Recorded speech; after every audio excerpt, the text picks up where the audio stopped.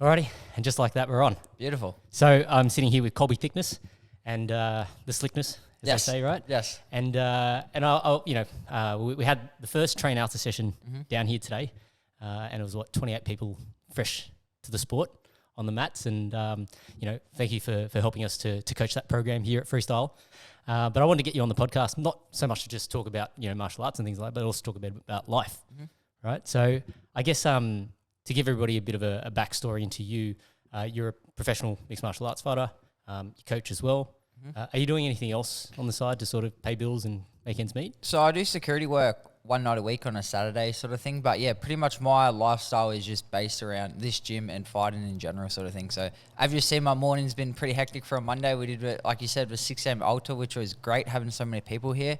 And then I went straight into Wollongong, did my S&C, came back, did hour of pad work, then straight into some free rolling. Now we're doing this, got some sponsor things I'll do after this. Hopefully get a nap in, go home, eat, relax, and then back here for the professional sparring at 4 o'clock. So it's pretty much just the full lifestyle based around the sport, but I can't complain. I love it. Yeah. So I guess, for you, right, was this something that you always wanted to do? Or was this something that you sort of, like you were good at it, you enjoyed it as a kid, and then thought, you know what, I'm going to give it a try? I think so. I started wrestling freestyle when I was 5 or 6, and how that started was I'm a twin. So me and my twin, we used to always fight at home. So my dad instead of fighting at home, we'll take you down to a local PCYC 5 minutes away from here and get used to wrestle there and get out the anger and frustration. So I was doing twice a week, Tuesday, Thursdays. Then I was doing NRL training Monday and Wednesday. So I was doing that 4 days a week up until I was 13. But I'm not a very big person sort of thing. Like I fight at bantamweight, so I'm not big. So by the time I was 13, I was getting ran over by these big people playing footy and that sort of thing. So I thought I want to do a sport where I can be competitive and it relies on myself, because as much as I enjoyed football and the team, I hated, it sounds weird, but I hated losing if it wasn't my fault. Especially because like I'm competitive with anything I do, and if I can't control the other aspects of it, I get upset. Whereas a sport like this, you're 100% accountable for everything. So with you, your twin, are you guys identical or fraternal? Fraternal, but we do look very similar. So it's weird. Yeah, it's weird. Yeah. And then which of you was the first one out? Like, do you guys hang shit on each other about this? Yeah, or? so he was actually, Brody was out 40 minutes before me. So wow. yeah, so I was 40 minutes? Yeah, exactly right. Whoa, 40. I was thinking 40 seconds. No, 40 minutes. Yeah, wow. Yeah, I was just hanging around apparently. I don't know what was going on there, but yeah, 40 minutes. Okay. Yeah, so it's funny when I talk to, there's actually a few groups of twins who train here and that who I'm friends with, and they're all the same thing, like 40 seconds, 2 minutes, 3 minutes. And like, how are you? I'm like, I was 40 minutes after him. Wow. Yeah. Okay. And then so in terms of like physical stature and things like that, are you guys pretty identical or? Funny enough, he used to always be a little bit smaller than me, but now he trained up until he was about 16. Yep. And now he just golfs, plays a bit of tags, and doesn't mind a beer or two. So he's actually bigger than me now. So I think he's bigger in a bad way. Yeah, he's got the dad bod. Okay. He's 72 kilos, Yeah. but it's the start of a dad bod. It is definitely. Yeah. He's getting on it early. Yeah, exactly right. Yeah.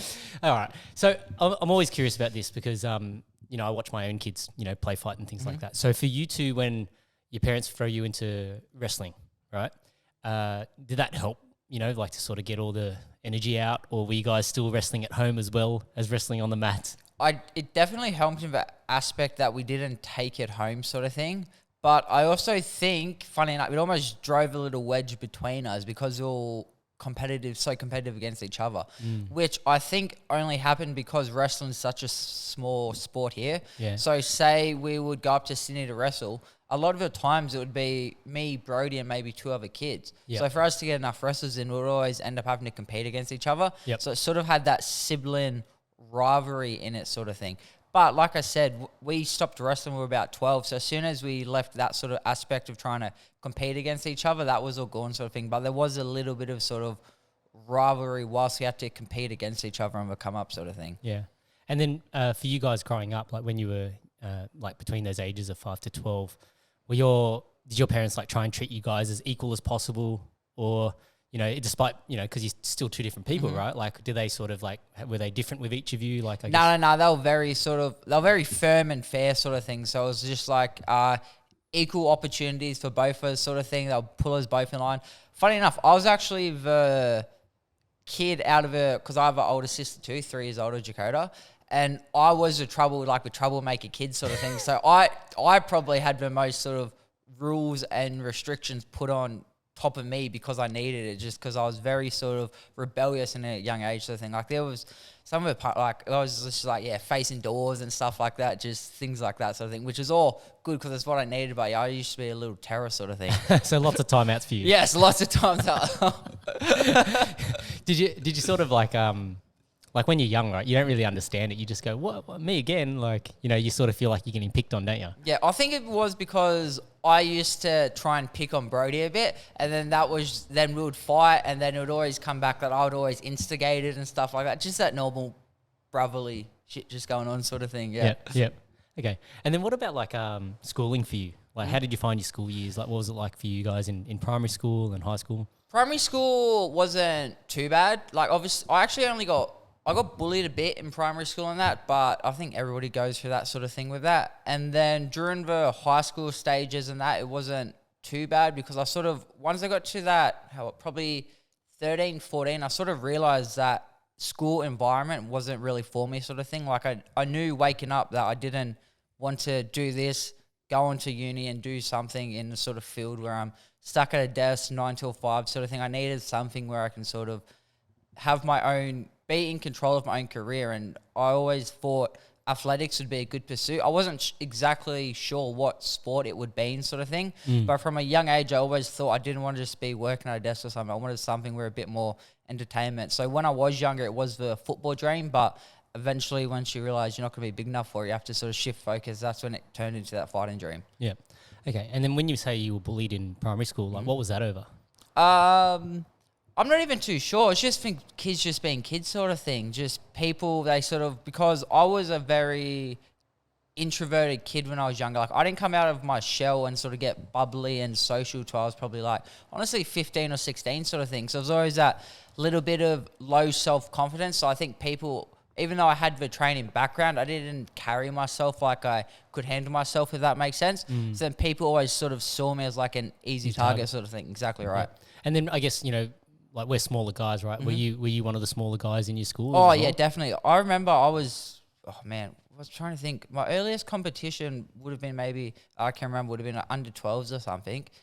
And I think I would have been like 48 kilos, something like that. So under 50 kilos as a 12-year-old. So like pretty small, skinny, frail kids sort of thing. So like you said, a very easy target for all the kids who sort of like hit puberty and got that bigger sort of thing. So they could sort of be like, oh, who's small, this guy, and sort of go for him. Yeah. Did it ever bubble over? Did you ever get into any fights? I only had, how many? No, I think I had one when I was in probably like primary school, which was like year 4 or 5, and it ended up, I just got pushed. I just slapped him. And that sort of, I got suspended and that sort of solved it sort of thing. Yeah. After that, it was all right. And then there was a bit in high school, but that was more, never got physical. It was a lot more just sort of verbal sort of stuff. Yeah, exactly right. Yeah.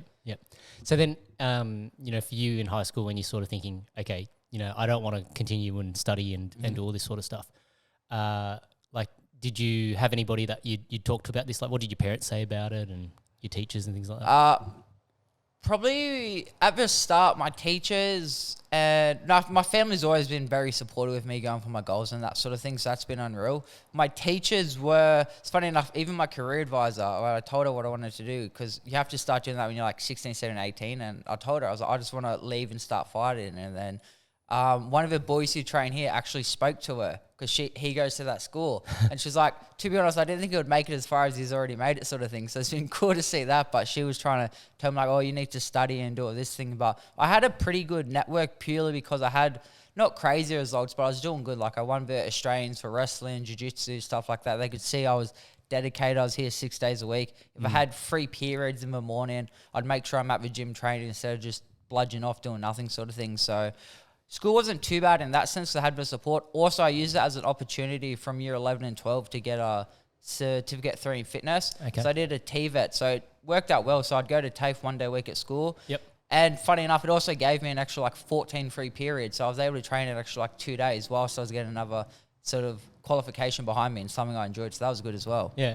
So, the TVET thing, how did you find the learning at TAFE compared to high school? Like, was it... So much better. Yeah. So much better. Yeah, I think anybody, especially younger ones who sort of go from that sort of all get taught that cookie cutter program to where it's more like a little bit more self-learning, and they're not going to sort of just spoon feed you the answers. So I much preferred that sort of TAFE environment to a sort of public school setting. Yeah. It's a really interesting one, right? Because I think a lot of people, when you're going through high school, sometimes you struggle to see the connection between, you're learning about, quadratic equations or something. And it's like, when am I going to use this in the real world? Like, you don't really know. Whereas like the things that they should be teaching in terms of like how to do your taxes. Yes. How to be good with money. Like these sorts of things. Exactly. They don't really teach you that sort of stuff. They teach you how to count. They teach you like, 5 20-cent coins makes $1.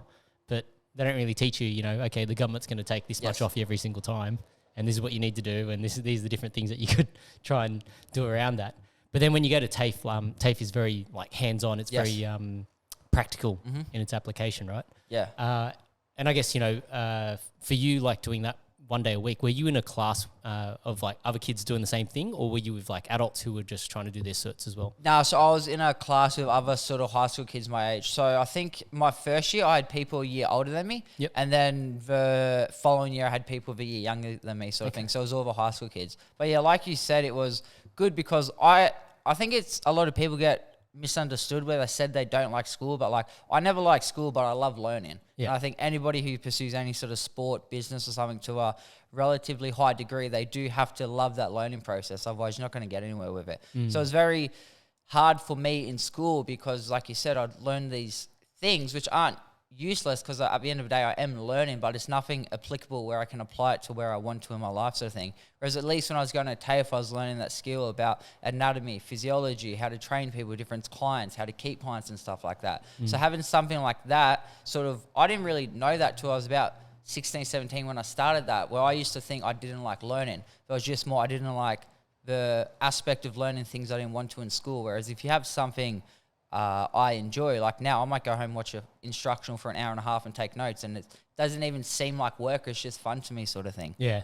I think that's one of the, if you can find something that you enjoy, right? Like I think the benefit of that is it teaches you that you can actually do anything, right? Because all that's missing is the motivation to do it, right? And if you inherently enjoy something because it's fun, you'll keep doing it, and then naturally you'll get better at it.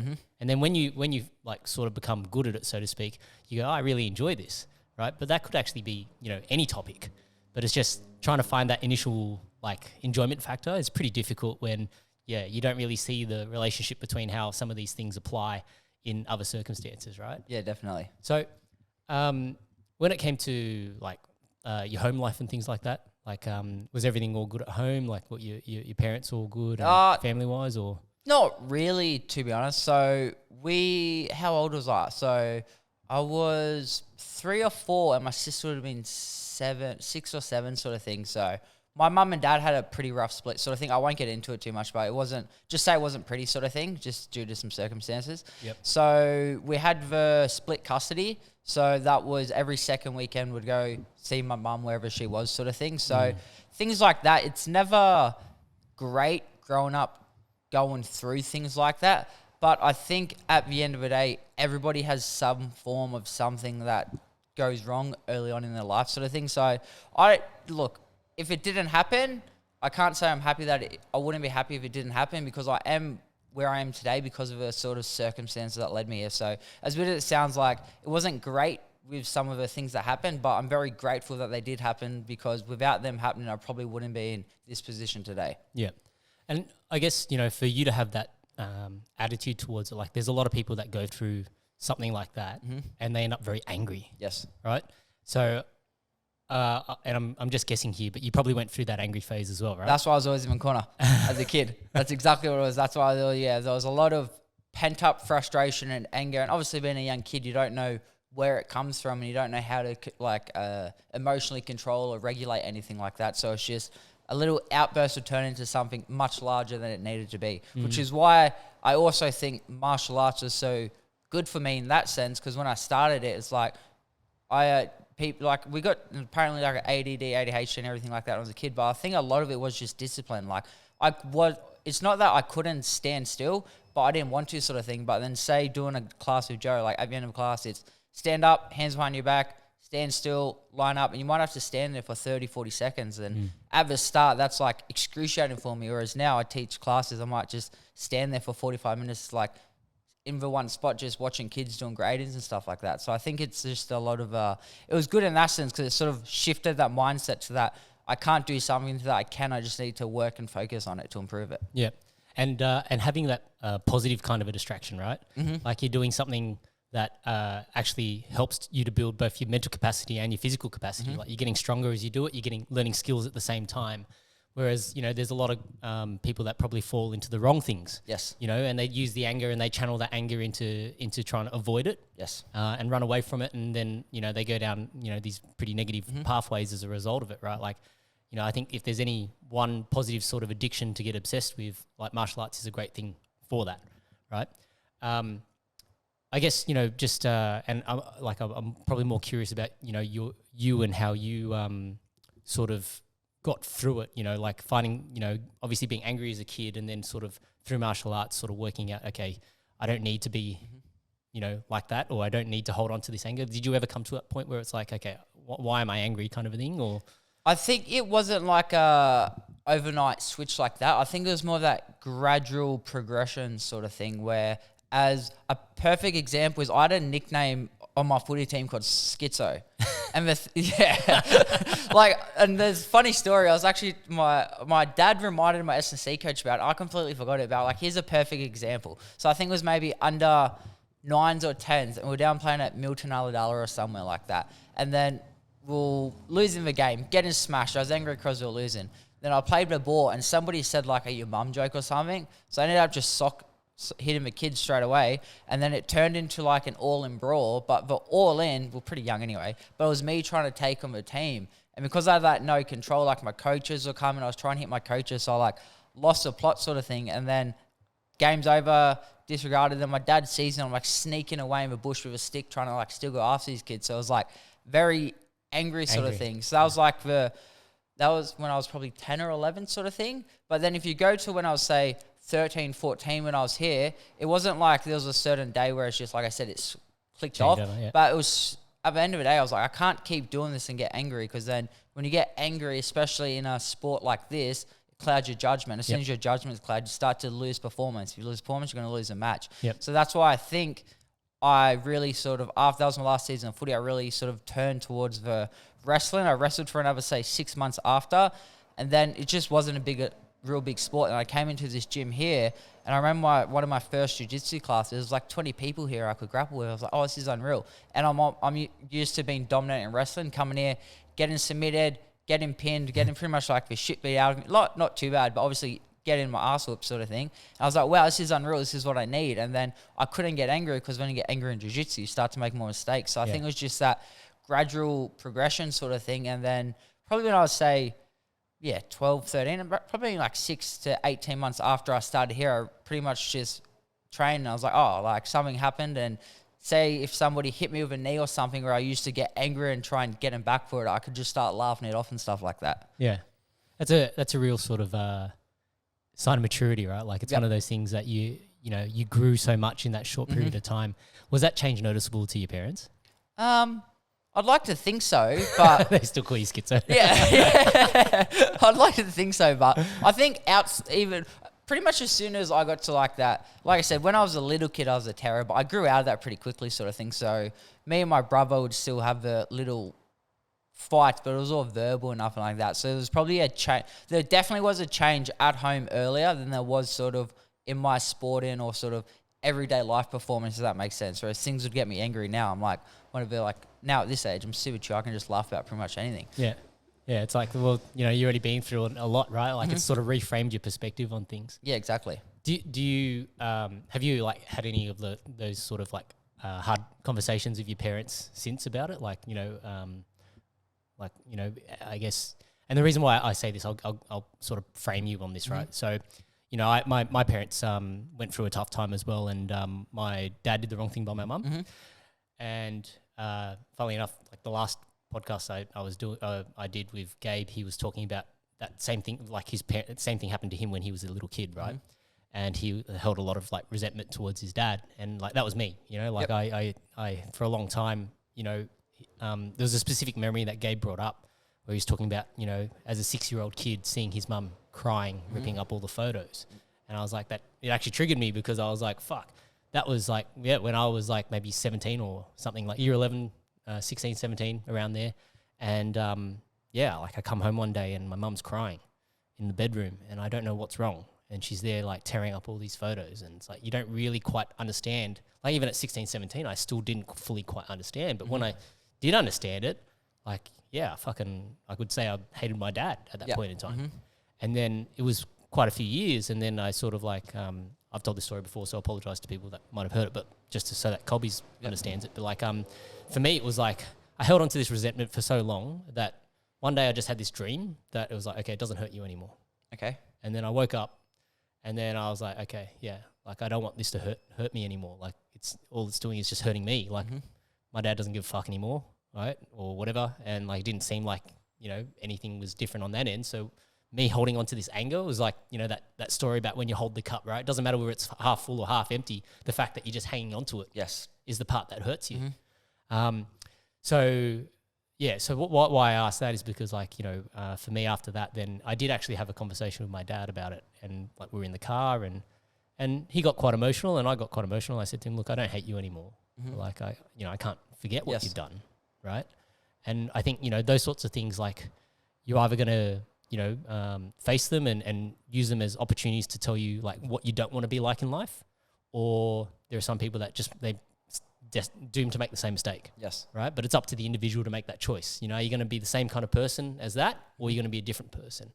And so, you know, the reason why I ask you about that is because I can see that you're quite reflective as well. Like you've reflected on it and you've accepted it. Yes. You know, because people would ask me the same thing in the past, right? Like, would you change anything? And I would say, no, look, I think, you know, it's made me who I am. The only thing I would like to do in terms of like the mistakes that I've made is learn them faster so that I could improve faster, right? Like, so I guess, does that, you know, bring up anything in terms of like your... Yeah, I think it definitely does. So so when that all happened, when I was saying that 3 or 4 people, my dad found another partner. So I call her, her name's Jess, but I call her Mum. Okay. She's been with us since we're probably 5 or 6, probably earliest memories with her. So in that sense, it was good because I still had that mother figure in my life, sort of thing. So I still see my real mum now and then, sort of thing. How long ago would it be now? Maybe a year, 18 months ago. We had something and there was another sort of big falling out sort of thing, easiest way to put it, involving, because I actually have a little sister sort of thing, but I won't get into that too much because there's a few things there. Yep. But we had a falling out involving some things with that. And then I sort of it was me, my brother, my sister, and my real dad, and then Mum Jess, call her real mum. Yep. And then, so we sort of just had that discussion, and it was just sort of that thing, like, whereas some people just can never change sort of thing. And I'm quite good at sort of letting things go and then almost just like, all right, it happened, but there's no need for me to put any more thoughts or actions. Like, what is done is done. I've felt how I needed to feel about this thing, and now it's just time to move on. Like, there's only so much you can do to sort of try and save a situation, if that makes sense. It's like, as long as I leave the situation knowing I did all I could to try and sort of fix it or make the most of where I could, and then move on from there, it's happy. Whereas if I only did say, it's hard because I don't really get too much into what actually happened, but it's hard if I only did half of what I could have tried, sort of thing, then I would have been like, oh no, I'm still leaving something, like I wouldn't feel complete. You made the effort. Exactly right. So I've done as much as I could with a situation regarding how it fell out. So now at this point, it was just that, all right, we had that conversation, family. We're like, things might change down the line. If they don't, at least we can also look at each other and know we all did the sort of maximum that we could to try and savor it. And I think that really helped me because, like I said, if you have that, it's like, if anything, if you only go 80% in something, it's always that lingering forwards. What if I could have done a little bit more? Same as if you're in the training room. Exactly right. So it sort of just applies across life. Yeah. Isn't it funny? Like, you know, most of us martial arts kind of people, we apply like this mindset to almost everything in life.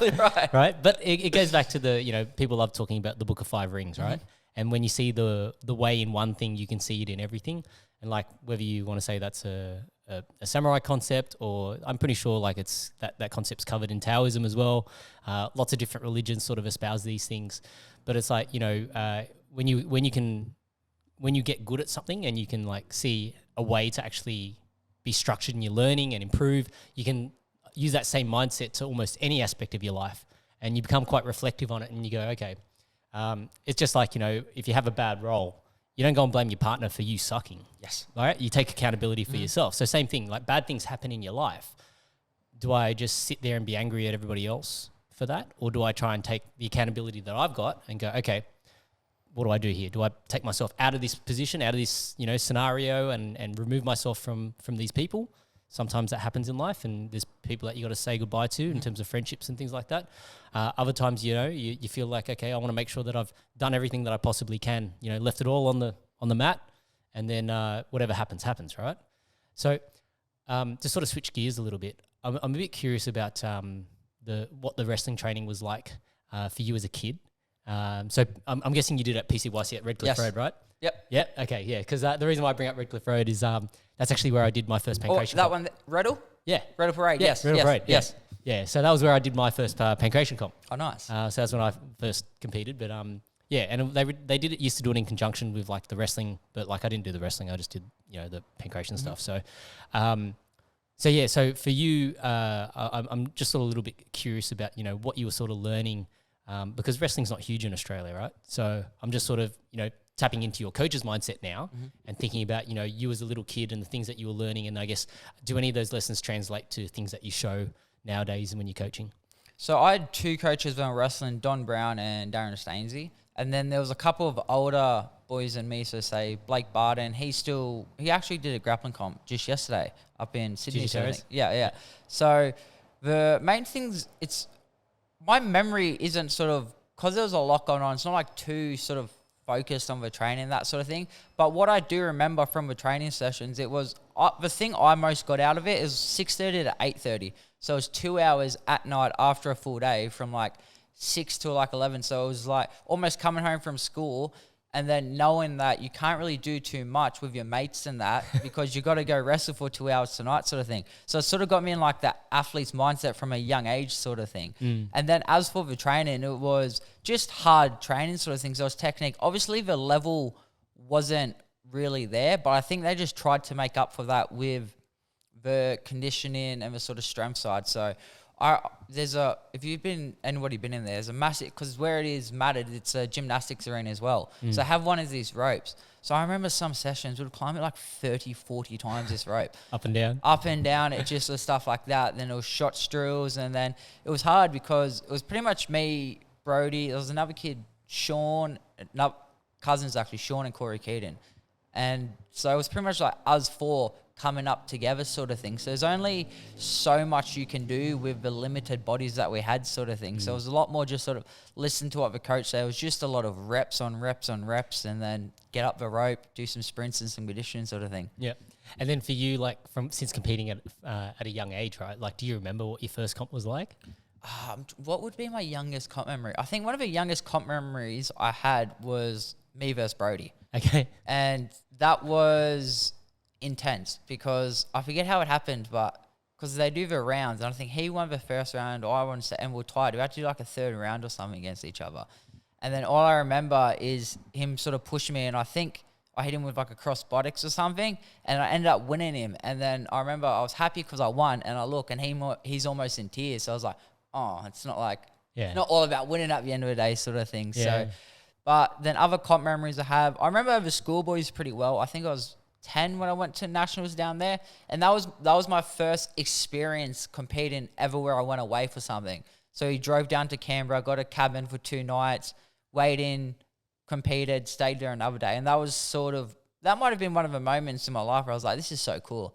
Like, I'm down 10 years old, got to go down to another sort of territory, down to Canberra, compete and just sort of do what I wanted to do somewhere else and sort of get like a cool medal and some recognition for it. So that sort of stuff really sort of motivated me to continue, because like I said, it's hard when you're versing your brother, or we drive hour and a half up to Hornsby sort of thing. You got one other kid in your matches sort of thing. But when we went down to Canberra, stayed there, made a weekend out. This was like, oh, if I could do this for the rest of my life, that would be pretty cool. Yeah. Yeah. So then is that how, when you then progressed and started here and basically picking up jiu-jitsu and the rest of it, did that sort of mentality, how'd you feel when you did your first jits comp?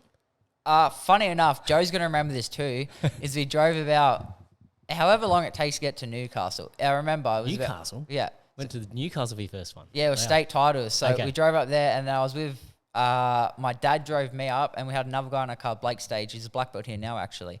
And then I had 3 people in my bracket, I think, and my first match, and I was in the gi white belt, and this kid just kept trying to go for collars and that. And then I ended up double-legging him, and I picked him up, and I slammed him.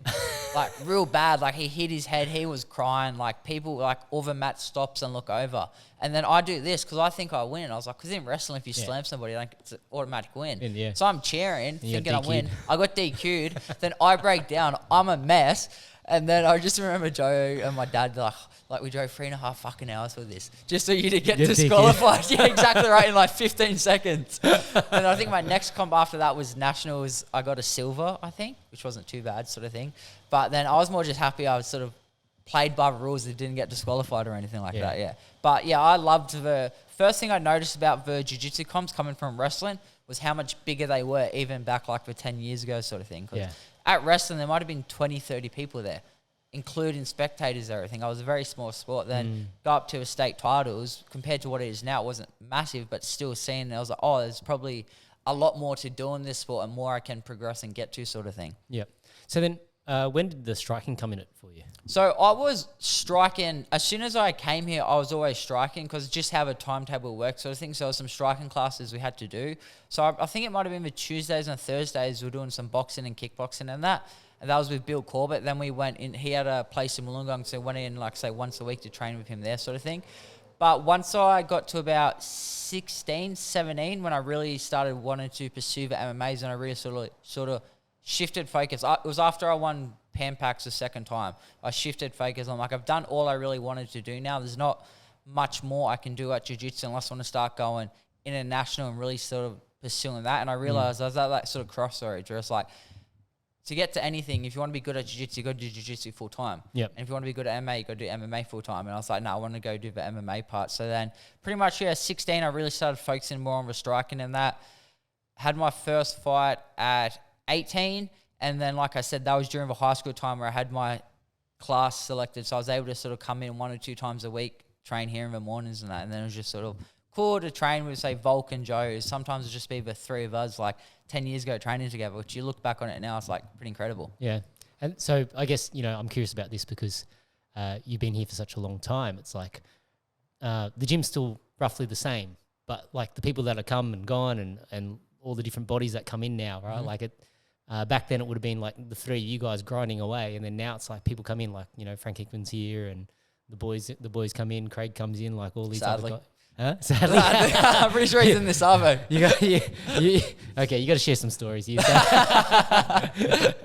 But yeah, like I guess, like when you reflect on that, like how does that sort of feel when you think about it? Oh man, it's incredible. Like, so my earliest memory of the gym is, so where we are now, this used to be the cage used to be locked up, and that used to be the waiting room. So we only used to train in there. And I remember specifically walking in here, and then one of the guys who used to train here, I think his name was Sebastian, an older fella, because he knew us from wrestling. So he introduced himself, us to all the boys. He's like, I'll just sit down, come in here, have a stretch, this sort of spot here.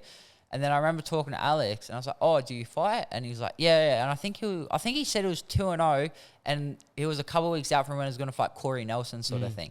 And that's one of my earliest memories of sort of interacting and that sort of thing. So that was cool. But yeah, like you said, with the change and that, it's just the main core group of Joe and Alex and that had stayed here. But yeah, it's just incredible because, like I said, it was 8 o'clock, 8:30 sometimes. It'd be, I might have been hitting the bag and Joe might have been sparring with Alex or doing pads or doing his grappling rounds and that.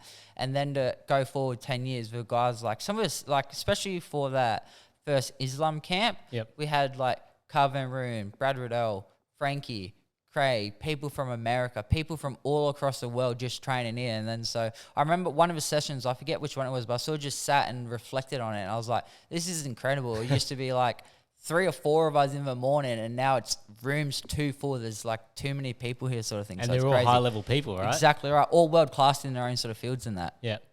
And so, is there anyone in that sort of category that that maybe showed you some things that really resonated for you? I'm just curious because obviously, you know, I get to travel a bit and experience martial arts in all different locations, right?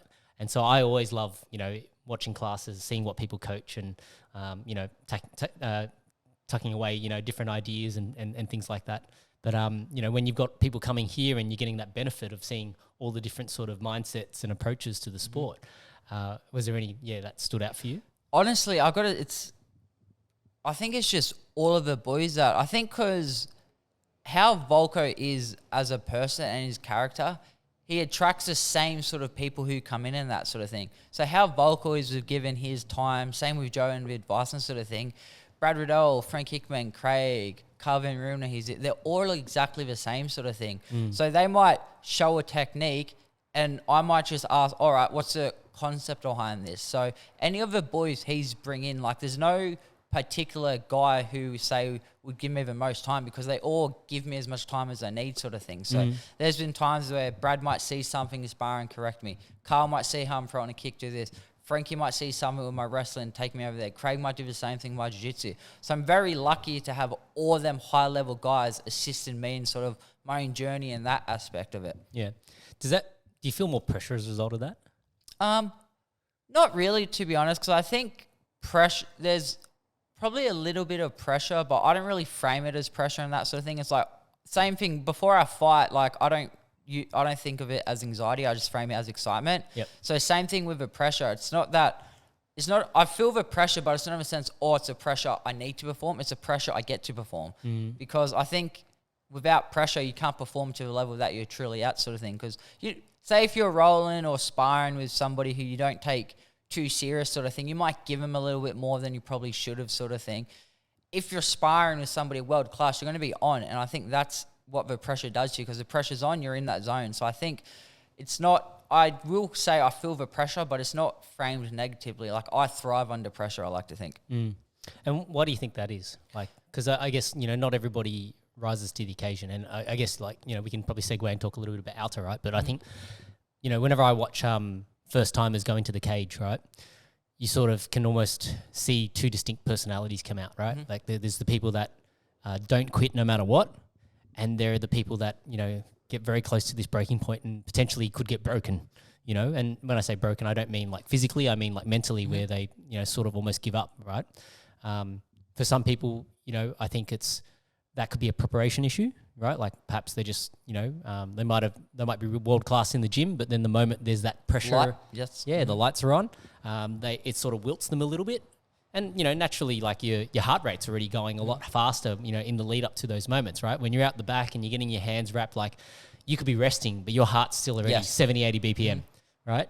And then so you're already operating at this elevated state. And then, you know, by the time you get in there, some people that just, they come to those situations, they come to those situations and then they're like, shit, like it's not what I expected. Or you get hit for the first time in the face, full blast, and then you just go, fuck, I'm out, right? There's people like that. So I'm just curious about, you know, do you think that for you've developed that mindset over time and it's been something that's developed because, you know, you take your L's in the gym and you keep working and you work and you work and you progressively get stronger? Or do you think that mindset is something that you've always had? No, I think that mindset still, I wouldn't say I have it. I still think it's a constant progression sort of thing. Like I don't think there's ever going to be a state where you won't feel pressure or you won't sort of do things wrong and that sort of thing, because I think that's just being perfect and nobody can be perfect in aspect of fighting and stuff like that. So originally when I first started fighting, I was like that. Like I never used to fight how I performed in the gym. And even now, as my fourth pro fight coming up, I'll be honest, I'm probably not going to perform to the same level in the sort of cage how I will in the gym. But it's just knowing that and accepting that, and it's just almost in a sense it almost fuels me because I know that I need to be at such a good level here, so when I'm in the cage, if things don't go right, if I'm not 100 when I'm in there, it's still enough to win the fights and stuff like that. So like I said, it's that constant progression. But I remember one of my earliest fights, which one was it? It was a featherweight fight which I lost.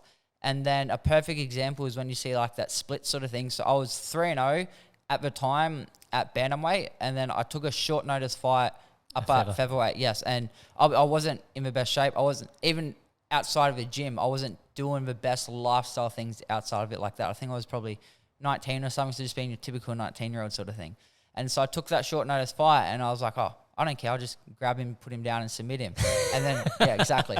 Delusional. And then I grabbed him, and in about first 2 seconds after I grabbed him, I was like, oh shit, this guy's strong. I don't think I'm going to get him down. And it was that mind shift completely. Instead of trying to be technical and fight smart, I just turned it into a brawl sort of thing. Yeah. So it's just progressively learning from as I go along sort of thing. And then I think in that fight, I did feel the pressure sort of thing because I was like, oh, no, I want to continue winning. But I think I lost that fight. And then after that loss, I was like, I can't put as much pressure on myself to perform and do everything. I just got to sort of worry about the preparation and then let the chips fall how they may inside the cage sort of thing. Yeah.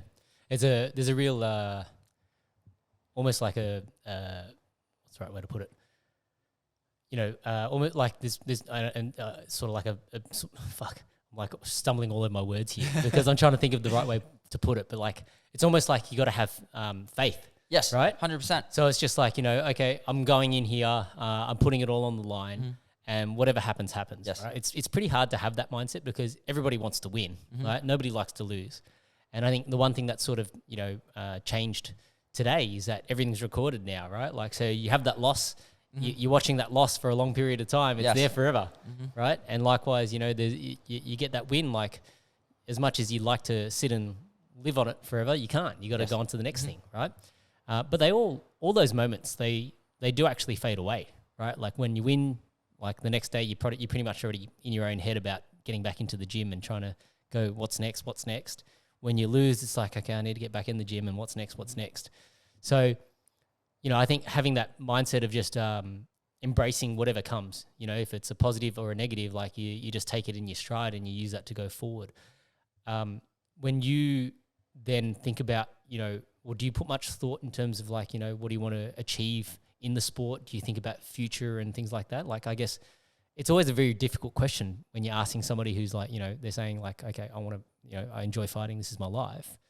But I guess, you know, have you put a lot of thought into like, you know, where you want to get to and your goals and things like that? Yeah, no, I want to get to the top of the UFC sort of thing. I've got, as much as I'm happy with sort of enjoying the process and that, still the end goal is remained the same. I want to get to the top of the UFC and prove myself as like one of the best competitors in my division once I get there, because I truly believe with the environment I'm in now, I have everything within my capabilities, sort of my surrounding network, to help me get to where I want to get to, and that's being world class. And the only way you can be world class, doesn't matter who you have around you, if you're not willing to put in the work to get there, you're not going to get there. And that's more what aspires me to get there. It's not so much like say, oh, look at what ranking I'm in the UFC or anything like that. It's more just to prove to myself that I've done the work sort of thing, because you see heaps of guys, they have everything perfect around them, but they just won't put in that work to get to that top level. And that's sort of something, it comes back to that thing we were talking about before.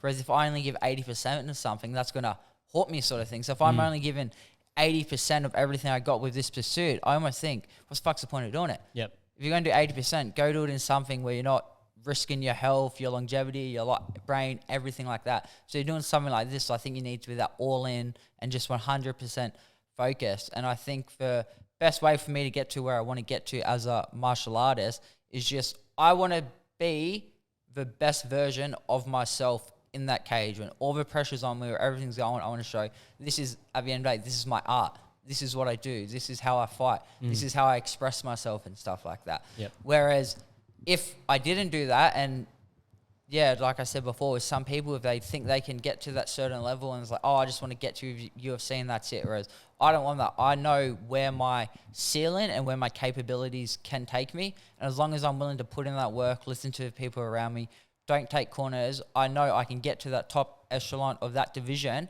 and then showcase myself with these amazing performances. So 30, 40 years down the line when I'm retired, I can bring my mates, my kids, grandkids, whoever around and be like, hey, look at what I used to do back in the day sort of thing. This used to be my job, which is a pretty cool thing if you could be able to reflect on that. 34 years would be a pretty long fighting career. Yeah. Never know. That's a lot of miles. Yeah, like I think it's interesting because there's two very different mindsets, right? There are people that are like, you got to be all in. And then there are some people that are like, you know, you need to have something else as well. You need so that you Plan B? Sorry? The plan B backup? No, well, even like outside of just training, right? You do need to have something to take your focus and do something else, because if all you're doing is training, then sometimes training just doesn't become fun anymore, right? And then when you start to lose that passion, like it's burnout, really. Yes. Right? Just like in anything in life, you can burn out, right? People burn out in school, like people burn out in the workplace, people burn out no matter what people burn out as a parent. You know, like I've just had it with my kids today, like you burn out, right? So you need to have like something else, whether it's a hobby or something else that you enjoy that sort of like, you know, sort of keeps you even, right? Because if you think like a sailboat, right? Like you got this massive wind and your boat's like hanging like this in the water, you need this big keel on the bottom to sort of keep you, you know, so you don't tip over and capsize, right? But on the flip side, like I think there is something to that, you know, you've got when you go all in on something, you don't leave enough for the swim home, right? And I don't know if you've ever seen this movie called Gattaca. It's for anyone that hasn't seen Gattaca, Gattaca is actually my favorite movie of all time. Nice. And it's the reason why the title of the movie is Gattaca is because GA, AT, TT, TA, AC, and CA, they're actually like, I think they're like pairs of DNA or something like that. So the whole premise of the movie is that in the future, people will be able to select whatever traits they want their kids to have. So it's like everything is basically IVF, right? And so parents, they're almost of the belief that it's what's the right word? It's irresponsible to have natural conception, because if you can choose to have your kids have the best genetics possible, that's what you should do. So basically, and look, if you haven't seen the movie, I'm spoiling it anyway. So it's been out for a long time, but it is worth watching, right? And so basically, the premise of the movie is that like there's the main character who basically has bad genetics because he was conceived naturally, so to speak. And there's another character. So actually, pretty good actors in this movie. Ethan Hawke, Jude Law's in this movie, and Jude Law's character basically had the best genetics, was meant to be like the best swimmer in the world, got a silver medal. And then when he got that silver medal, he couldn't handle it because he's like, I'm being bred for this. Like he thought that was everything in his life. And so he put himself in front of a bus, didn't die, ended up a paraplegic. And so basically there's like a bit of a black market thing where, you know, people who don't have the right genetics can pair up with somebody who has the right genetics and try and like cheat the system to get to where they want to be in life, right?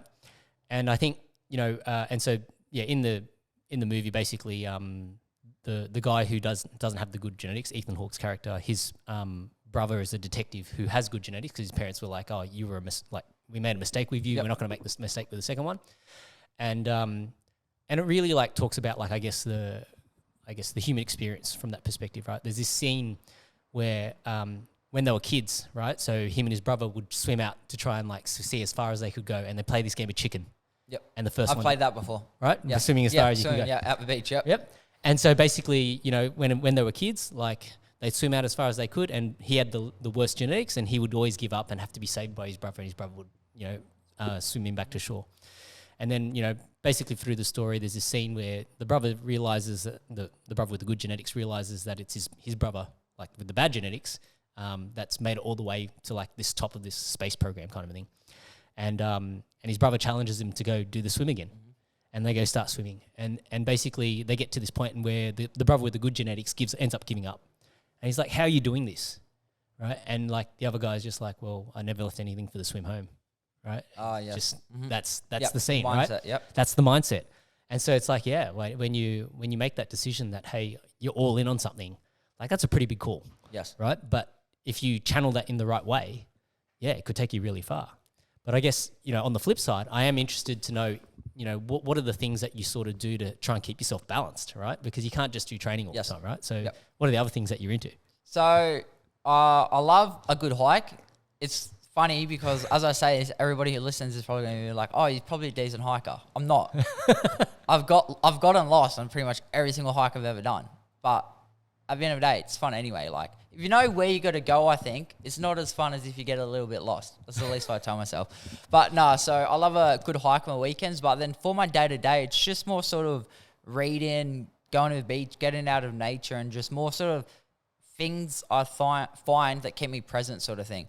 So say today I might just go home, read a book, have a nap and stuff like that. So there's not too much sort of big sort of hobbies. Like there's not one thing where I'm sort of like, I've got music or art or anything like that. It's more just these little things which I enjoy, whereas I might listen to a podcast, go for a walk, just go hang out at the beach for an hour, might read a book. On weekends, I might go for a hike and stuff like that. So it's nothing too crazy, but it's all things which still give me passion and enjoyment in other avenues than fighting. And what kind of books do you read out of curiosity? So I read a broad range sort of thing. My favorite book's probably The Alchemist, if that sort of gives you a sort of gauge of where I'm at sort of thing. I love The Alchemist, a lot of the Ryan Holiday Stoicism books. I don't mind fictions now and then because I do find sometimes, maybe it's just me, but if I do get too sort of caught up in that self-development and self-help aspect of reading, I sort of get burnt out, where I don't mind good fiction just to sort of switch your brain off and just read for enjoyment sort of thing. So yeah, I'm pretty open to reading sort of any genre realistically. Yeah, it's a real sort of contrast, you know. It's going from getting punched in the face to reading books, right? Yes, it is. A lot of people don't put it together. Yes. But yeah, like books are one of those things. Like when I get into books, so I like reading like fiction books as well, like sci-fi style books, because when you get into like a really good author, the level of like world building and that style of thing that goes into it, right? Like you really start to see the whole gambit of like personalities and the types of people that exist. And like one of my favorite series of all time is Dune. Right, the Dune series of books, because it's like, it's almost like a political drama, like what you're reading, and you're seeing like, you know, you're seeing on a grander scale where it's not just about, you know, country versus country. We're talking planets here. We're talking like solar systems. We're talking pretty wide ranging things. But I think the premise of like a lot of the stuff in Dune was actually the author was like dabbling in psychedelics, and that's where a lot of that sort of stuff came from. And that's like the whole idea behind spice in the books and things like that. But yeah, like I feel like when I read that, it was like, it made me feel like existence is so small. Yes, yes. I seriously felt like, fuck, you know, we're here for maybe 80 to 100 years. Like speck of dust on a big rock floating through space. not even a, yeah, it's like, that's right. That's basically how I felt. So it like, I guess, I am curious about this, right? Because yeah, do you ever feel like that as well? And I guess what sort of brings you back into reality to realize that, okay, it's okay to pursue some of these things and chase some of these things that would otherwise, you know, in the grand scheme of things, you go like, you know, all of our pursuits are pretty vain in life. You know, if you're chasing money, like, yeah, you get a car, so what? You get a, you know, let's say you get a Lambo or a Ferrari. Okay, great. So what? You know, or you get a big house, right? In 100 years time, like no one's going to give a fuck. You're dead, mate. Right? So I'm always torn between this. Yes. Where it's like, you know, I feel like, oh, I should really do more and push more on certain things. But then I feel like, why bother? Like, you know. That real nihilistic viewpoint sort of thing. Yeah. So I guess, you know, do you ever feel that way about things? I did it, not necessarily, but like I understand where the whole like nihilism concept and everything comes from sort of thing. Because if you zoom out enough, it sounds weird, but everything we do is at the end of the day is meaningless sort of thing. However, I think that's just the way people like to frame it and look at it. Whereas I try to just go into day-to-day life just thinking, how can I sort of pursue maximum enjoyment and happiness throughout each present moment I have, while still trying to sort of give out as much as I can sort of thing. So I think just really remaining present and focus on everything. So if I'm teaching a class, if I'm training myself, if I'm doing PTs, if I'm down at the beach reading, just taking little times throughout the day, sometimes even when I'm driving, where I'll just like turn my music or my podcast off and just drive and just sit and just enjoy the drive. Because sometimes the little things like that I find can really sort of bring you back and just put you in perspective sort of thing. Whereas I think, yeah, I understand where that mindset comes from, but I try not to lean into it too much more, because it just, at the end of the day, I think it just makes life a little bit more depressing sort of thing. I'm just worried about that. Whereas I'm much more happy just sort of waking up, like I know we're going to die at the end of the day sort of thing, but as long as we can just maximize the things we do, help each other and be things like that, I think it makes for like a pretty good way to live. Yeah. Do you have any thoughts on what happens to us after death? Are you religious at all? I'm not sure which one you call it. Whereas I'm not religious, but I don't necessarily believe in the Big Bang Theory. Okay, sorry, hang on. So you don't. I think there's something up there, but I'm not sure what it is sort of thing. Yeah. So I think when I say I meditate or anything like that, I'm speaking to the universe. I'm trying to put things out into the universe and feel like it'll give something back to me, sort of thing. Where I'm not trying to speak to like a single entity or something like that, a certain god of that. Or I'm more just trying to speak things out into the universe with the vibrations and see if I can feel anything back in that. Yeah, yeah. Well, I think like whatever you want to call it, right? Like there has to have been something, right? I always talk about this where, you know, if energy or matter is neither created nor destroyed, it's merely transformed, right? That means that there was something before the Big Bang. And then, you know, whatever that something was has created this.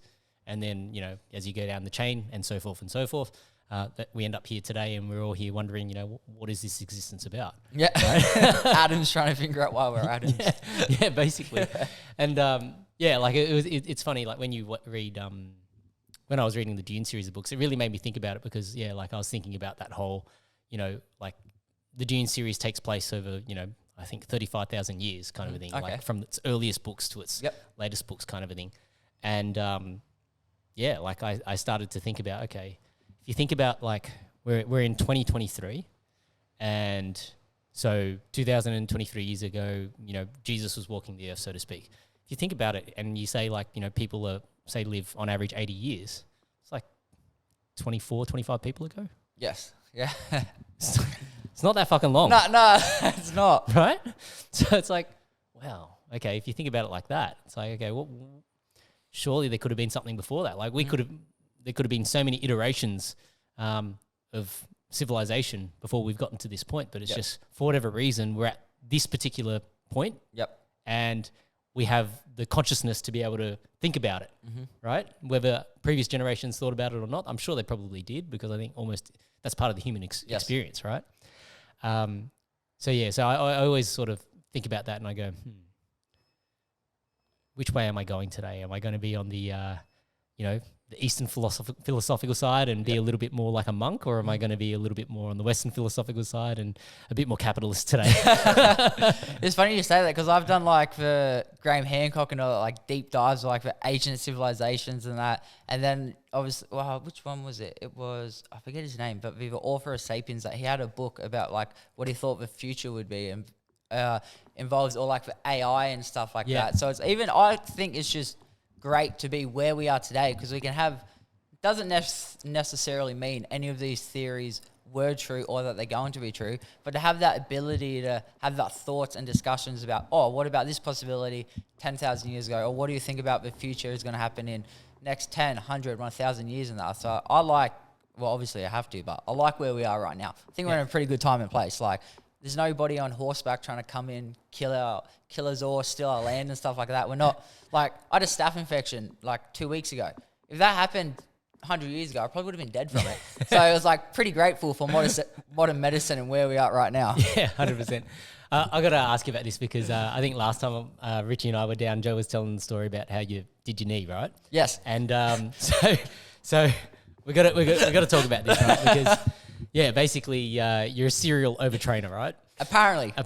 Been diagnosed. Yeah. So talk us through, because I'm always curious about when people get injuries like that. It impacts your mental state as well, right? Yes. So can you talk a little bit about the lead up to that injury? Because I think, Joe was saying, hanging shit on you for obviously being a serial overtrainer. And so I'll preface this because before my knee, I've had a couple injuries before. So I've broken my back. I had fractures in there, 1 mil either side of my L5 back in, I think, when that would have been 2021, just when COVID happened, I think. Shit. Yeah. And how did you do that? So it was a training incident. So I sprawled early and my partner shot and I did like a reverse scorpion. So they took me out at my neck and my neck went back in. So they thought it was my neck which went, but it was actually my back. So that was my first proper injury where I was out for like 4 months with no training whatsoever, sort of thing, just rehab and stuff like that. And that time there, even though it's not good it happened, it taught me a lot about myself, because that injury there, I did the right things training wise, but outside of that, like my mental space wasn't the best. I wasn't eating good. And it just sort of, I went through that negative feedback loop of bad habits. And why I say that is because from there, I had, most people know I had that issue, not issue, but I copped a couple of concussions during training and fights and stuff like that. So when this knee came, mentally I was in a much better spot to already deal with this knee compared to, I think, when people have their first sort of traumatic or major injury, if they're an athlete and it's all they've done sort of thing. So as much as all them previous ones sucks, by that time I've already mentally went through 2 cycles of having to accept shit happens, sort of sulk, whinge about it for a day or 2, and then just shift the focus into no longer what I can't do, into what I can do and what I can do to maximize the recovery. So with the knee injury, we're over for Volk fighting Yair. So we're doing a fair bit of training there. I was doing a couple of runs in that, and then Volk won. We went out, enjoyed it. Yeah. And then so we came back, and then we got back pretty late that night sort of thing. So I caught the train home, went to bed, wake up the next morning and jet lagged, everything. Like, looking back on it, I probably shouldn't have trained. Yeah. But I was like, just get it done anyway. So I went and lifted. So I was fine lifting and that. And then we came in here and we started to roll. And up against the cage, so it was my right knee. So I had my left shoulder against the cage, and I had Justin's back with a seatbelt. And all I did was I put my right foot inside the back of his knee, extended my knee like that. His knee went forward, and I felt my knee buckle like a pop. And I put my knee down, shook it out, and I was like, it didn't hurt. So I kept training. So I trained for like another 40 minutes or so on it. Oh, no. Yeah, not smart. Yep. Yeah, Yeah, you had to wait till the adrenaline wears off. Yeah. And then we had one more round, and then I sat out the last round. Everyone's like, oh, why are you sitting out? I was like, oh, I hurt my knee in the first round, I think, but I'm not too sure. I'm just going to foam roll in and rest. And cooled down, went home. I started walking upstairs. I'm like, oh, it doesn't feel too good.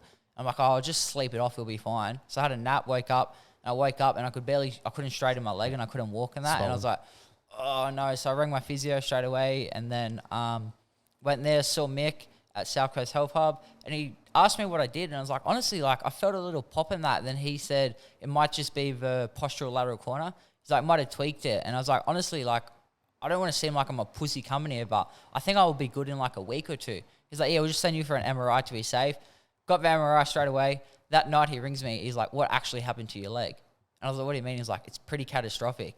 And then I went back to him the next day, and then I was like, meniscus, LCL, postural lateral corner, MCL, like a bunch of shit, just grade 3, just torn in that. So got put him in a knee brace straight away.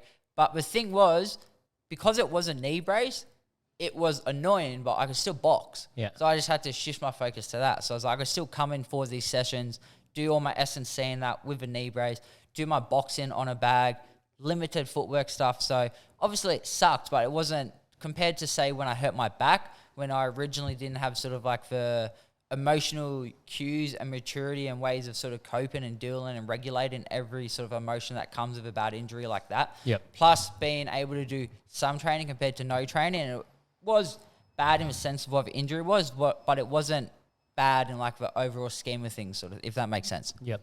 So you got to talk me through this back injury, right? Yes. So to reverse scorpion off a sprawl is pretty intense. Yes. Right? Did I guess what happened from there? So you obviously would have felt it straight away, right? Yeah. So it was one of the COVID sessions sort of thing where we were allowed to train that. So I sprawled and then rolled over, and then Joe's like, don't move. He's like, your neck. And he grabbed my neck like to stabilize me because they saw how bad it was. I was like, no, my neck's fine. Trust me. And like, all right. I'm like, let me sit up. And I sat up, and then I felt fine sitting up. Well, let me walk. And even walking, it wasn't as bad as that injury sounds. It wasn't that painful. Like, it might have been, say, a 4 or a 5. You know, if you do deadlifts wrong, you get that little bit of muscle pain. It was like that, but it was in my spine sort of thing. I was like, I just want to go get it sussed out sort of thing. Like, because I didn't hear any cracks or anything like that. And then, I went, got the MRI. They told me the results. It's like, obviously you've got, I think it was a 1 mil fracture either side of like my L5 or something like that, both sides sort of thing. So it was a pretty rough injury for a 20, 21-year-old to have sort of thing. But yeah, then from there, it was just doing the correct things, like very limited rehab and stuff. I could walk, but I wasn't allowed to walk too long. So I could still live, but I couldn't live sort of how I want to. And from training full time when I was, say, 5 and 6 up until I was 20, then having that injury, that was quite a big change. Like it's forcing you to take a break. Exactly. Then it was like the lack of structure, the loss of motivation, the sort of lack of discipline with other habits and stuff like that. Yep.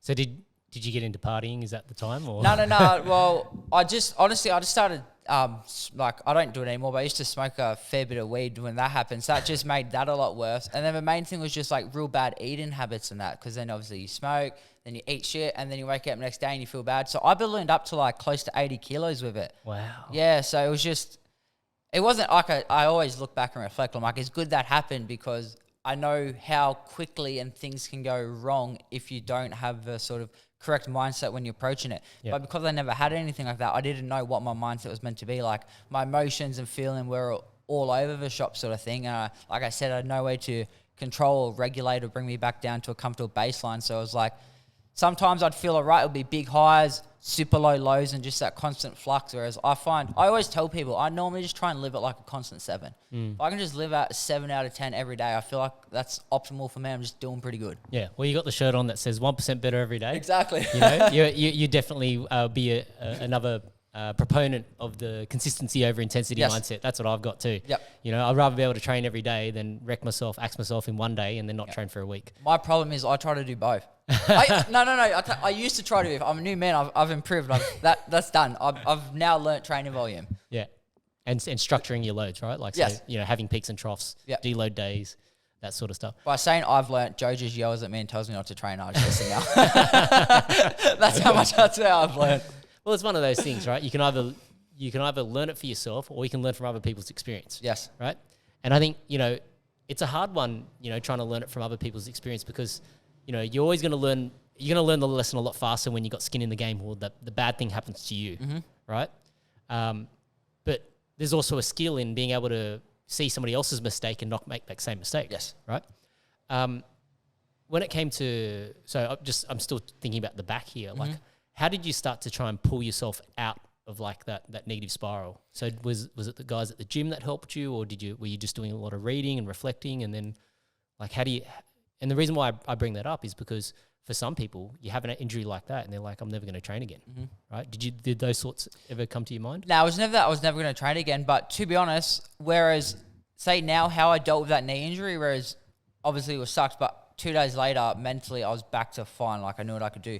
But with the back, honestly, it wasn't until I was back training where I started back feeling good, like, mentally within myself and stuff like that. Yep. Because I just didn't know how to cope or how to deal with all these sort of thoughts and feelings and a lack of structure and stability with everything that was going on sort of thing. Plus, during that time, it was COVID, the first lockdown and that. So that also, obviously, we were lucky enough to train, but that caused enough sort of disarray with people in their everyday lives and that sort of thing. So I went from I'm pretty sure I won the IMAFs, came back so I fought Thursday, Friday, Saturday, or Friday, Saturday, Sunday, however it worked out, flew back, trained for about a month pretty consistently, and then we got locked down. And then maybe 1 or 2 weeks into lockdown, I broke my back. So not only was a whole world changing around me, my whole inner world, which was the only place of training and that where I had structure and control over everything, that was also gone. So I think it was just a lot for me at that age. And like I said, without the skills and mechanics to sort of process everything correctly, it just sort of shifted off. And I didn't really get back on track to how I was until I started back being able to train in that.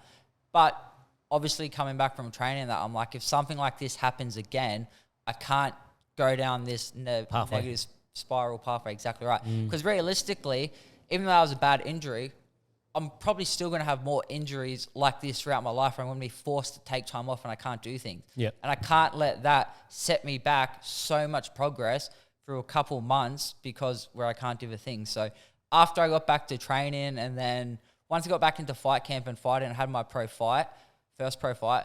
And then after that, I think it wasn't really until I had maybe that first sort of concussion, because I was still reading a fair bit in that. But then when I had that first bad concussion where I had to pull out my fight against Jared actually, and I realized like, all right, I've got to be out for I think 90 days due to how many I had in succession in 3 months.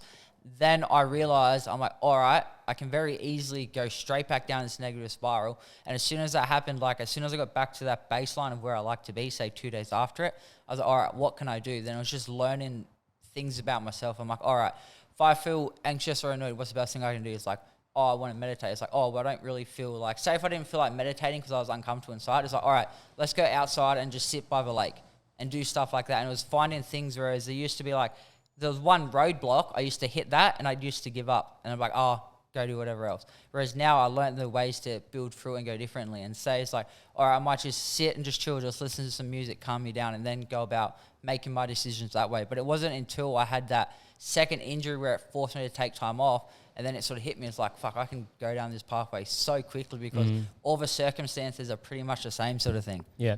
And was there something that like helped you to sort of reflect and adjust that mindset? Like, I guess, you know, was there a specific podcast or a book that you read that helped with that to sort of like work out what the list of things that you wanted to do to just avoid going down the negative spiral?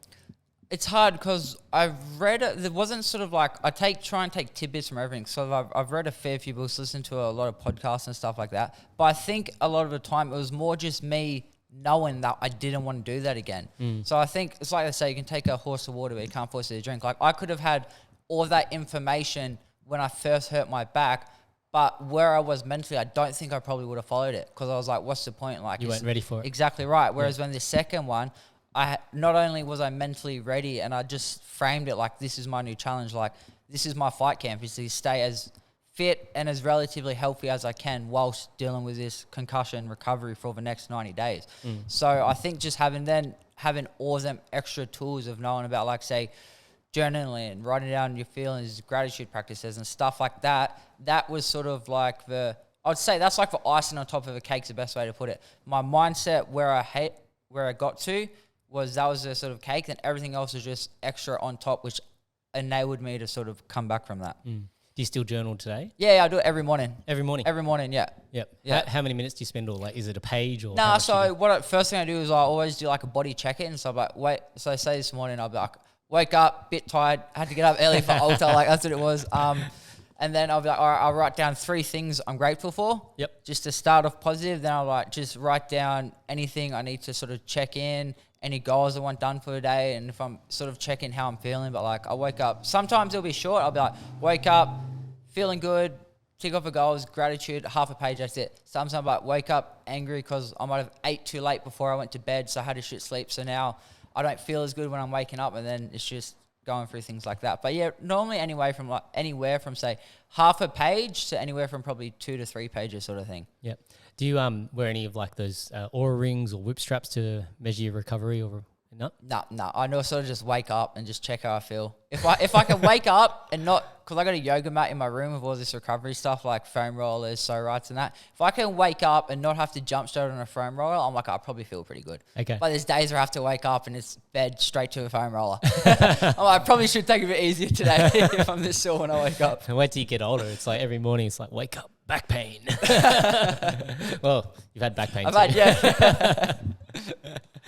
All right. So let's talk a little bit about your upcoming fight. Yep. What are your thoughts? And I guess, you know, it's been a while since your last one, right? Yeah, so when I get in there, it will be 13 months. 13 months. Yeah.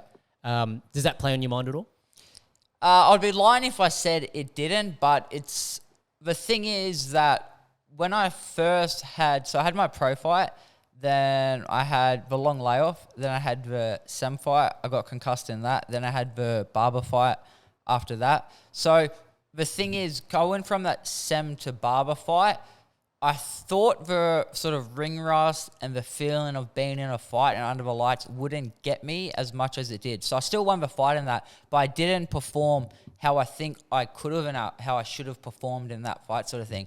So the thing is, coming into this fight is, I know it's probably not going to be the optimal performance in my head. It's not going to be that perfect performance I want out there. But, it sounds weird, but obviously because my last fight with Barber, I didn't get concussed. Yep. So I remember that feeling. So I'm able to sort of make myself feel them emotions, that nerve, that jittery, that butterflies and everything. So when I go in there, I'm going to be a lot more calm, cool, collected.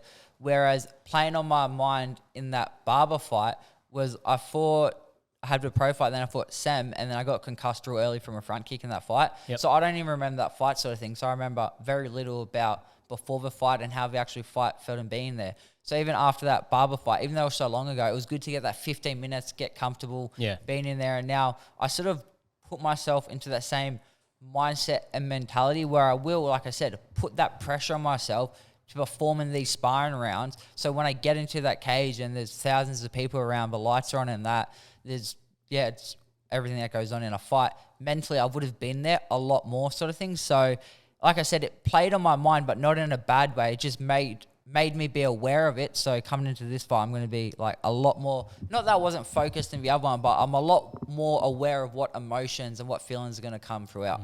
Do you do a lot of visualization? I do, but I used to do a lot of it sort of thing, but I don't do too much of it sort of thing. I more visualize things go bad and scenarios I'll play out in my mind sort of thing. Like I won't necessarily say, I'm going to visualize my walkout, visualize touching gloves and visualize the next 15 minutes.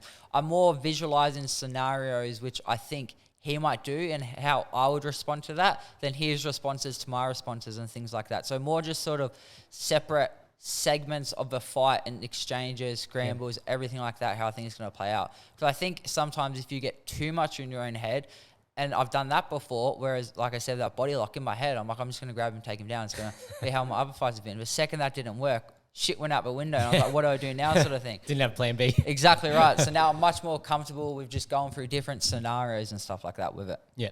So you know, from the way that sounds, I always like to talk about it as it's a layer approach, right? Yes. So there's the initial layer, which is like, could be as basic as like a simple 1-2 combination, right? And then the next layer is, okay, if I know this person likes to use a 1-2 combination, like how do I respond to that? So what's my counter?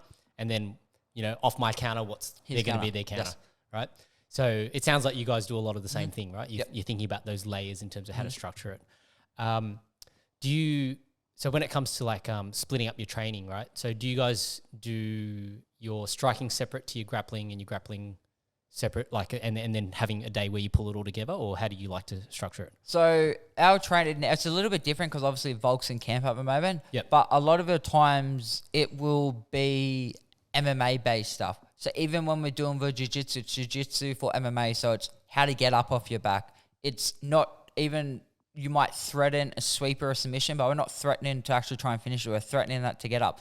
If we're doing wall work, we're using that, how to get him down, pin him to get finishing position for strikes. If we're doing the striking, it's how to defend the takedowns, how to use the strikes to set up the takedowns. So it's a more MMA-led approach. So some classes we will do just a straight kickboxing, but there's always an emphasis, whereas if you've cut this angle here, even though the technique might be cut an angle, throw a 2-3, throw your 2, shoot your shot after it and stuff like that sort of thing. So it's much more MMA approach, where I think a lot of gyms now are like that, where I think old school it used to be go to this gym to box, do your wrestling here, do your jiu-jitsu there, do your kickboxing there and stuff like that. Yeah. That's the approach that I had. It was like, I do my kickboxing here, I'll do my jits there, and then put it all together here.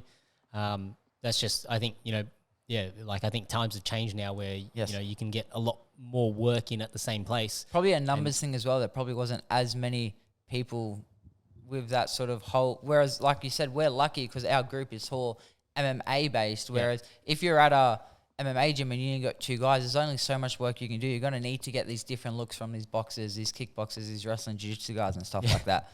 So I guess I'm curious about this because, having Craig in the room, right? Like obviously he's a jiu-jitsu guy, but he's obviously very involved in like trying to help you guys in terms of like, how to wrestle up, all that sort of stuff.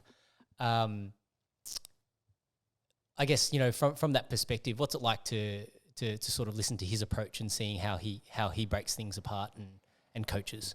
It's well, obviously he's, like I said, he's one of the best grapplers in the world sort of thing. So having his mindset and that is his approach, it's unreal because he has that knowledge where he has such that well-versed knowledge of the jiu-jitsu, but he's able to translate and make it applicable for MMA and stuff like that. So say instead of, he could quite easily come in and show us, hey, here's this cool half guard sweep we can do, which might work. Or he's like, they're probably going to try and punch you.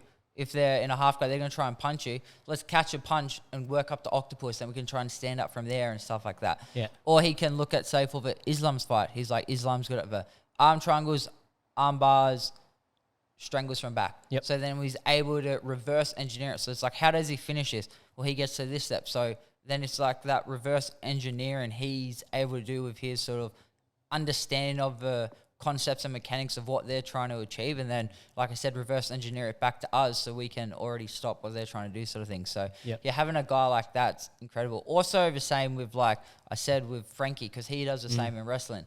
Then having Brad and Carl with a striking, because they do the same thing. Like, he's probably going to try to get you to drift to this side to get you to pull on this shot so he can actually land this shot. And then having that awareness of all these elite level guys in here, it's paramount. Carl's a really interesting dude. Like, you know, when we went to visit his gym for Alta, and he's got like this massive mural of like all the like martial artists that inspire him is very, very cool. But like the way that he's mixing some of the traditional stuff in with the modern stuff, you know, he's got a couple of young fighters that are coming up that will be killers, because they've just, like, you know, their kicks are absolutely phenomenal, but then they're mixing it in with like MMA style pad work. They're doing the takedowns, they're doing the cage wrestling, they're putting it all together. So it's always exciting when you see like those, like that little bit of flair. Yes. You know? Like it's something different, you know, and you've got some of that in some of your movements as well. Where there's this, you know, a little sprinkle of this and a little sprinkle of that. When, I guess, you know, from that perspective, like when you think about like the media aspect of fighting, you know, does that sort of is that something that you enjoy, or is that something that you feel like, oh, it's going to be at the end of the day, it's a job, you know? There's two different personalities that sort of come into that, right? There are people that realize that fighting has now become this industry where it's also partly entertainment based, right? Yes. But then how do you still stay true to yourself as you go through that? Yeah. I think I don't mind doing media and stuff like that. Like, obviously at my level, I don't have to do a lot of it, but even just say having this chat here to here is, I think that I'm grateful when I get to that. I'm like, people want to talk to me. And not only people want to talk to me, people actually want to listen to what I have to say.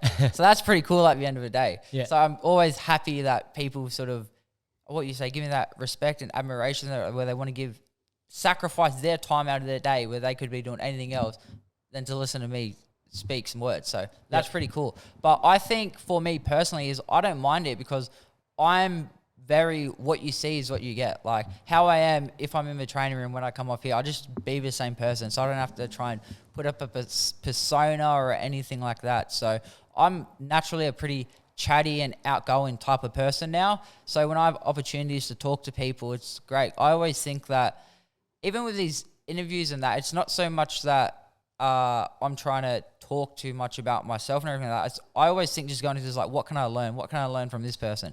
I might say something and someone might message me about it and give me some cool bits of advice or feedback, or like, oh, hey, I saw you talking about this subject. Check out this sort of thing. So I think it's great. So I like it. Yeah. Yeah, like part of the reason I started, well, there's a few reasons why I started the podcast, and but, you know, I credit podcasts as being one of those forms of media that really helped me grow as a person.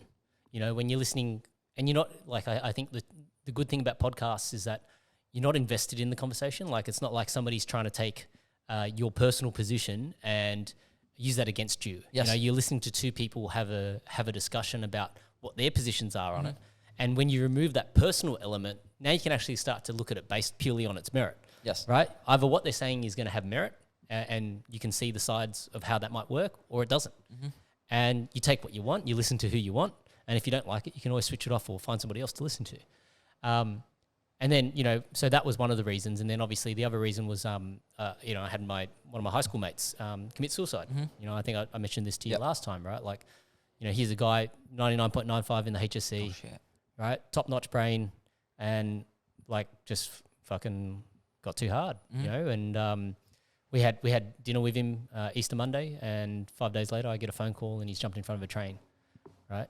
And it just goes to show that, you know, no matter how perfect somebody might appear on the outside, you don't know what they're going through on the inside, right? And so for him, like the big thing for him that I reflected on a lot was that he used to always tell me in high school that his mum was dead, right? And then in uni, then suddenly he's found his mum, like his biological mum. Okay. But I realised that for him, he probably always struggled with this feeling that he wasn't good enough, right? Because his mum left when he was a kid, right? And at the end of the day, like, you know, for all those years, like, it just ate away at him until it was too much, right? And yeah, like it was one of those ones where it's like, because we had dinner with him literally 5 days before, like I was there with my other high school mate Ivan, and we were talking about it after, and it was like, what do we miss? Like, how do we miss this? Yeah. Right? That he's going through something and he didn't say anything on the night. Like, it literally was just like, we could have just been three mates in high school again. Like, that's how it felt. Yep. And then, for that to happen just really made me question life again and think about things very differently. So that was the other reason why I then, decided I'm going to start this podcast, is that I can share some of those stories and share some of those insights and also, get those insights out of other people. Because I think one of the things that I sort of realized, having done so many of these episodes now, is that nobody necessarily has like the perfect upbringing, right? Exactly. Everybody comes from, has faced some form of difficulty in life. And if you're fortunate enough that you've never faced any form of difficulty, then you should probably, sign up to a Train Outer program, right? And get yourself in the cage so you can experience some difficulty. Like, there's that real distinction between, in Australia, we're probably pretty fortunate we don't have a lot of involuntary suffering. Yes. Right? So why not put yourself through some voluntary suffering and get in there and test yourself? Yeah. I guess, for you, like, one of the things that stands out for me is just, you have quite a resilient mindset. And I guess, I just want to probe a little bit more on some of the lows, and just, really try and understand, like, have you really had many difficult moments in those lows to sort of make you sort of question yourself? Yes, in a sense, say that the most upset, I wouldn't say it was depression, but I definitely was a shell of myself, was with that back injury. It also happened during my concussion, after the fight? No, after the head knock. Yep. But the thing was, with the concussion one, I thought I was going down that negative spiral again, but I went up and I saw a specialist, and he actually sort of reaffirmed me that it's all right. Because like I said, like, it sounds weird, but I'm pretty much like a base 7. Like, I'm very 7 every day. Yeah, just cruising through sort of thing, enjoying myself. But I was down at like a 3 or a 4 sort of thing, and I'm like, I'm doing all these right things, but why do I mentally not feel like I wake up and normally I'm keen to get out of bed and go start doing things, or I was like, fuck, why do I not want to get up out of bed every morning? Turns out with the concussions, that was related just to obviously bad head knocks. This will actually happen to you. So once I knew that, I was like, all right, cool. These things that I have been doing has worked. And then obviously with time, that sort of healed it out sort of thing. So I felt that again there, but it wasn't necessarily due to the choice that I was making. It was just due to the nature of the injury. Exactly right.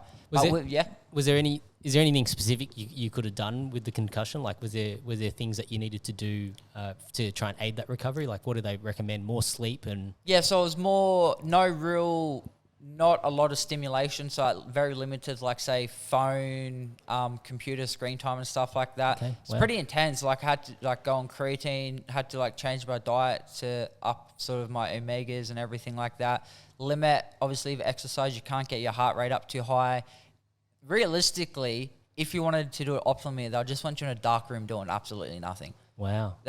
And then having you on these supplements, these foods and stuff like that. Obviously, nobody's realistically going to be able to do that sort of thing. But I was still very aware, whereas I'd try and have, say, less than an hour of screen time, a lot of time outside, just relaxing, just very low mental stimulation things sort of things for that concussion recovery protocol. So I'm a bit curious about this because you mentioned diet, right? So has your diet changed significantly over the years? And I guess, how do you sort of maintain, your body for the most optimum states? Yeah, so it has. So when I was originally fighting as an amateur, I just did everything myself and it was stupid. Like, I was dieting down to like 61 kilos to make better weight. So I didn't even water load or anything. I'll just diet down there. And then I started working with Geordie when I went pro. So now I just let the people smarter than me just tell me what to eat and when to eat it. And that pretty much solved a lot of my issues. Just tell them my weight and then just tell them what I can and can't eat sort of thing. Do you have many allergies or? Funny enough, I actually started breaking out it is funny. I started breaking out in like hives randomly, like 6 times in the span of like 2 weeks. But it turns out I was just allergic to nutritional yeast. Nutritional yeast? Yes. Okay. Yeah, and I only figured that out like 2 weeks ago because I found that I had some left over and I've been on the athlete nutrition meals. And so I haven't, and I'm like, I put some in this and I ate it and straight away I started to get hives again. I was like, this is what I was allergic to. Yeah. So I got a funny story on that because there was a period where like I would break out in rashes as well, and I was like, fuck, what's wrong with me? Like if I had like a protein bar or like even like so if I had like a beer, like one beer would set me off, and I'd just be itchy, and it took me ages to work out what it was. But it was actually, so when I was working down in Wollongong, I would train in the morning, and then I would go to the butcher, and the butcher got me hooked on this dry aged steak that he would have, because I actually had a little gas cooker and a cast iron frying pan. I used to cook like at the dealership on the roof of the dealership, and there cooking a steak. Nice. Anyway, so I used to go see this butcher, and I would just like get a couple of bits of meat and just have that as my lunch, my food, or I'd go buy some lamb chops or something like that, right? And then I started going to this butcher, and great butcher, but he had dry aged steak in his little cooling thing, so I used to get like one of those every day, just a nice thick steak. And I was thinking, yeah, it's pretty healthy, right? Like every day you eat it. And then it took me a while to realize that, because the meat is aged, it has like some more, like the histamines or whatever it is a little bit higher in that particular meat product because it's been aged. And so because I was eating it every day, it's like my body had already hit its threshold. For histamine levels? Yeah. Yep. And so then anytime I would have like if I had a beer or had anything that was like, processed, like a protein bar or something like that, I'd just get really itchy. And it was spinning me out, right? And then it was only after then when I stopped eating it, and then I was like, oh, I've gone back to normal. Yeah. And then that's when I realized, oh, okay, so that's probably what it was. Like at the time I thought, what did I do? I did like the Sydney Jiu-Jitsu Open or something like that. And one of my mates gave me like a protein bar that day, and I ate that, and that's when I broke out the first time. And I was thinking, oh, it must have been the protein bar that did it to me. And then, it just kept going for probably like maybe a few more months after that. Because every day I was just eating a mistake. Yep. Every 5 days a week, right? Every day I'm at work. And so then, it was only after that I stopped it that I realized, oh, that's what it was. So it's like, it just goes to show that even things that are supposed to, like, you think are good for you, can actually be bad in the wrong dosages, right? 100%. Yeah. Okay, well, we've already covered like an hour and a half. So I guess from that perspective, right, like sponsors, you want to give your sponsors a shout out? And yeah, so I'll shout out everybody. So obviously Freestyle, whole team here, Alex, everybody like that's always shout them out, because without them, obviously wouldn't be here doing these things which I enjoy. Then for sponsors, I got Elite Sups down in Shore Harbour. I've got POP Global. They help me out with finances, gear, everything like that. I got shirts too, so get shirts. Yep. Yeah. Then I got Train Aid, TFD, Geordie, CMBT, all them ones. So yeah, it's good. I'm always grateful that I've had a good network of sponsors with me since day dot, since when I've come up, sort of thing, because I always think you can really tell sort of how a brand operates, and like sounds weird, but almost like their morals and the loyalty and stuff like that. Whereas if they're able to support an athlete from early on when they're on the come up before they have become anything, where you see a lot of the bigger brands and that, they wait till somebody's something, then we're going to offer these deals. Or all these guys who's been around me, been with me since day dot. So I'm very grateful for that. Yeah. That's one of the things I love about this podcast, right? Is like I try and get people at the early stages. Yep. So far, she competes in one championship now. Like I had her on just after IMAF Worlds, really. And she hadn't started a pro journey yet, and then now look at her, right? Like, and so it's pretty cool when I reflect back and look at where some of these athletes have been, and I can say like, maybe I had a little bit of a part, in sharing their story, which is great. Yeah, no, it's good. So thank you for having me on, because it's like, this is great. I liked also with this how it wasn't just for sort of, as much as everybody loves the fighting aspect, it's good where you sort of delve in and get to know more about that person, sort of thing. Because I think as athletes, a lot of times people, they are curious, but it's always like that cookie sort of cutter approach. You're like, how's your fight camp? How's training? What are your plans after this? Which is, it's all right. It's got to be done, but where you can actually go deeper and have these proper conversations, I think it not only adds a lot more value to like both of us sharing it, but also for the people listening. Yeah, like, and that's one of the things that I pride myself on, is that I'm not a news source, right? Like people aren't going to listen to my podcast for the news. Go fucking look it up on Instagram. Like, you're going to get a lot more news than what you're going to get from my podcast. And, but what you will get is like an in-depth discussion, because I'm very curious about people and what makes them tick. Yep. And then also, like when I pick up on certain things like that you've gone through, then it's like, okay, I'm curious like how you get through those things, because everybody approaches it in their own way. You know, like even like my way of approaching things is very different to how some other people have approached it. But it just goes to show that, you know, we're all these weird sort of creatures trying to meander through life and this existence, right? Yeah. And so if, you know, me sharing these things helps anybody in any particular way, like It's a win. I'm great. Yeah, I'm grateful for that. Like that's a blessing for me. So anyway, thank you everyone. If they want to find you, how do they find you? What's your social media handle? Give it a plug. Colby Thickness with an A on the end. All right. Thanks everyone.